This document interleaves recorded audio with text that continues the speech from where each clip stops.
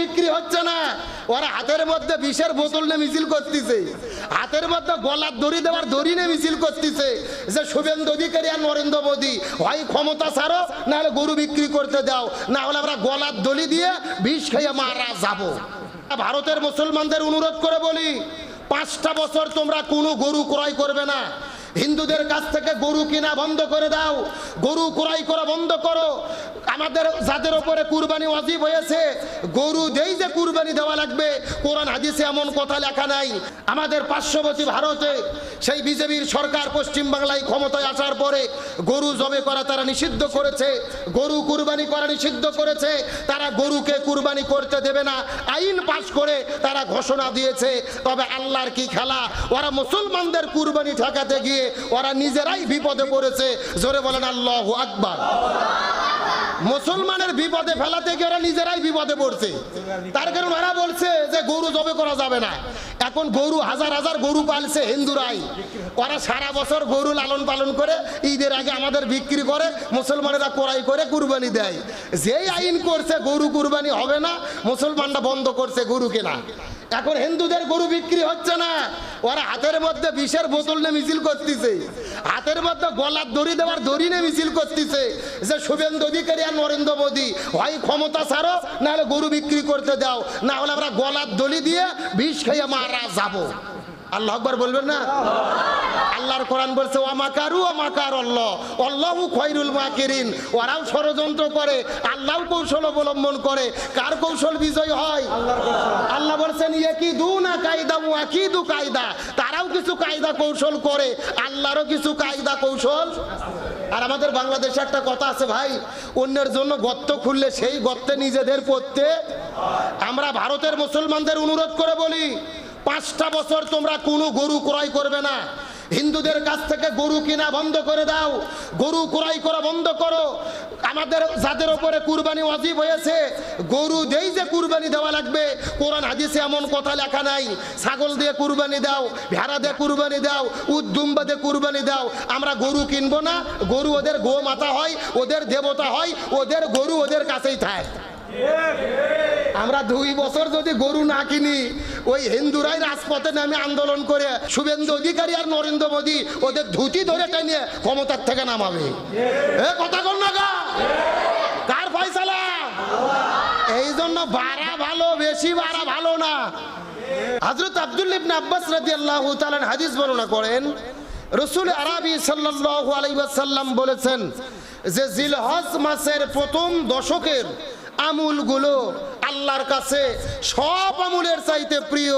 জোরে বলেন সুবহানাল্লাহ। সব আমুলের চাইতে এই আমুলটা আল্লাহর কাছে কি প্রিয়। একজন সাহাবী জিজ্ঞেস করলেন, ইয়া রাসূলুল্লাহ সাল্লাল্লাহু আলাইহি ওয়াসাল্লাম, জিহাদ করার চাইতেও কি বেশি প্রিয়?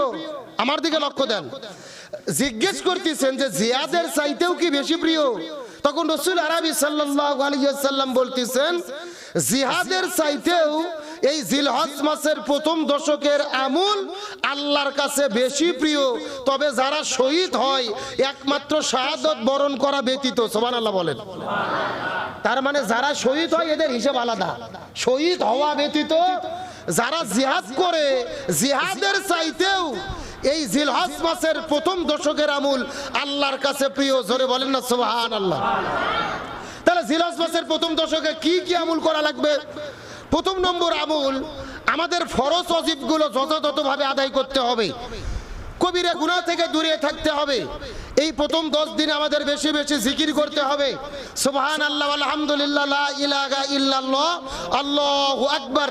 আমাদের বেশি বেশি তাকবীর পড়তে হবে, তাসবিহ পড়তে হবে। এমন কি রাসূল আরবি সাল্লাল্লাহু আলাইহি ওয়াসাল্লাম বলেন, এই জিলহজ মাসের প্রথম 9 দিনের ভেতরে যদি কেউ একদিন রোজা পালন করে, একটা রোজার ওসিলায় ওই ব্যক্তিকে আল্লাহ তাআলা জাহান্নামের আগুন থেকে 70 বছরের রাস্তা আল্লাহ তাআলা দূরে সরায়া দেয়। আর একটু জোরে বলবেন না? রাসূল আরবি সাল্লাল্লাহু আলাইহি ওয়াসাল্লাম বলেন, এই জিলহজ মাসের একদিন যদি কেউ আল্লাহর সন্তুষ্টির জন্য রোজা পালন করতে পারে, নফল রোজা, একটা রোজা রাখার কারণে আল্লাহ তাআলা ওই ব্যক্তির কাছ থেকে 70 বছরের রাস্তা পর্যন্ত জাহান্নামের আগুনকে আল্লাহ তাআলা সরাইয়া দেয়। রাসূল আরবি সাল্লাল্লাহু আলাইহি ওয়াসাল্লাম বলেন, এই জায়গার মধ্যেই শেষ নয়, এই প্রথম জিলহজ মাসের প্রথম দশকের ভেতরে ইয়াউমুল আরাফা, অর্থাৎ আরাফার দিনে একদিন যদি কেউ রোজা পালন করেন, একটা রোজা রাখার কারণে আল্লাহ রাব্বুল আলামিন অতীত 1 বছর এবং ভবিষ্যৎ 1 বছর 2 বছরের জীবনের গুনাহকে আল্লাহ তাআলা মাফ করে দেয়। কয় রোজা? আরাফার দিনে যদি কেউ একটা রোজা পালন করে, অতীত 1 বছর ভবিষ্যৎ 1 বছর 2 বছরের জীবনের গুনাহ আল্লাহ মাফ করবে, এবং 2 বছর রোজা রাখলে যেই সওয়াব একটা রোজা রসিলেই আল্লাহ তাআলা সেই সওয়াব দান করে দেবেন। তাহলে সেই রোজা আমাদের রাখার দরকার আছে না নাই? আর রাসূল বললেন, যারা কুরবানি দেবে, কুরবানি করবে আল্লাহর সন্তুষ্টির জন্য, জিলহজের চাঁদ ওঠার পরে নখ, শরীরের পশম কাটা যাবে না, এগুলো থেকে বিরত থাকতে হবে।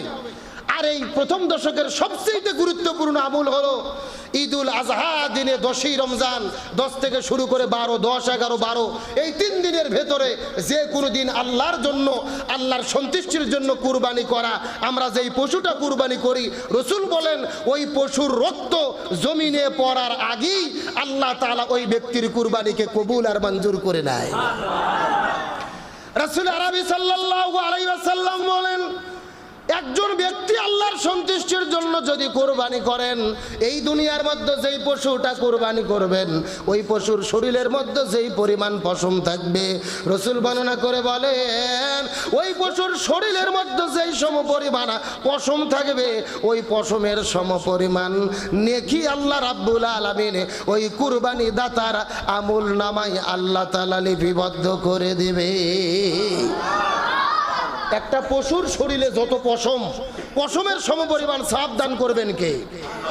রাসূল আরবি সাল্লাল্লাহু আলাইহি ওয়াসাল্লাম বলেন, এই জায়গার মধ্যে শেষ নয়, আল্লাহ রাব্বুল আলামিন যখন হাসরের ময়দানে হাসর কায়েম করবেন, হযরত ইসরাফিল আলাইহিস সালাম যখন সিংহার মধ্যে ফুৎকার দেবেন, হাসরের ময়দানে আল্লাহ তাআলা যখন বিচার শুরু করবে, স্বামী তার স্ত্রীর পরিচয় দেবে না, স্ত্রী তার স্বামীর পরিচয় দেবে না, সন্তান পিতামাতার পরিচয় দেবে না, পিতামাতা সন্তানের পরিচয় দেবে না। ওই কঠিন মুহূর্তের ভেতরে প্রত্যেকটা মানুষ যখন ইয়া নফসি করতে থাকবেন, আল্লাহ তাআলা সমস্ত পশুদেরকে ডাক দেবেন, এই মাটির মধ্যে থেকে মানুষের সঙ্গে লক্ষ লক্ষ কোটি কোটি পশু পাখিগুলো দাঁড়িয়ে যাবে। আল্লাহ তাআলা পশুদেরকে বলবেন, তোমরা ধ্বংস হয়ে যাও। সব পশুগুলো তখন ধ্বংস হয়ে যাবে। কিন্তু দুনিয়ার ভেতরে আল্লাহর সন্তুষ্টির জন্য যেই পশুগুলো কুরবানি করা হয়েছিল, এই পশুগুলো আল্লাহর কাছে ফরিয়াদ করে বলবেন, আল্লাহ, আমরা তো আপনি হুকুম করলেই ধ্বংস হব না, তার কারণ আমরা হলাম গরু, আমরা ছাগল, আমরা মহিষ, আমরা উট, দুম্বা, ভেড়া।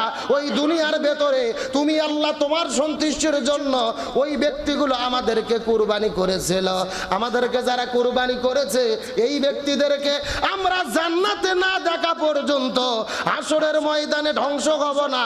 আল্লাহ তাআলা পশুদেরকে ডাকতে বলবেন, এ কুরবানির পশুরা, তোমরা খুঁজে খুঁজে বের করে দেখো যেই ব্যক্তিগুলো শুধুমাত্র আমি আল্লাহ আমার সন্তুষ্টির জন্য তোমাদেরকে কুরবানি করেছিল, ওই ব্যক্তিদেরকে খুঁজে খুঁজে তোমরা বের করে নিয়ে আমি আল্লাহ আমার জান্নাতের মধ্যে ঢুকায়া দাও। আমরা যেই গরু ছাগল কুরবানি করব, এই গরু ছাগল হাসরের ময়দান আমাদের জন্য কি করবে? সুপারিশ করবে। জোরে বলেন, কি করবে? এটা যেন তেন কথা নয়। ওই গরু ছাগল ভেড়া আমাদের সুপারিশ করে জান্নাতে নিয়ে যাবে। যদি আমরা আল্লাহর সন্তুষ্টির জন্য কুরবানি করি, তাহলে কুরবানি করা লাগবে কার জন্য? আর একটু জোরে বলেন। কুরবানি একটা ওয়াজিব ইবাদত, মুসলমানদের জন্য বাধ্যতামূলক বড় নেকির ইবাদত। অথচ এই কুরবানি নিয়েও আমাদের দেশে তামাম পৃথিবীতে ষড়যন্ত্র আছে না নাই? আমার আগেও মেহেদী ভাই বলার চেষ্টা করেছেন।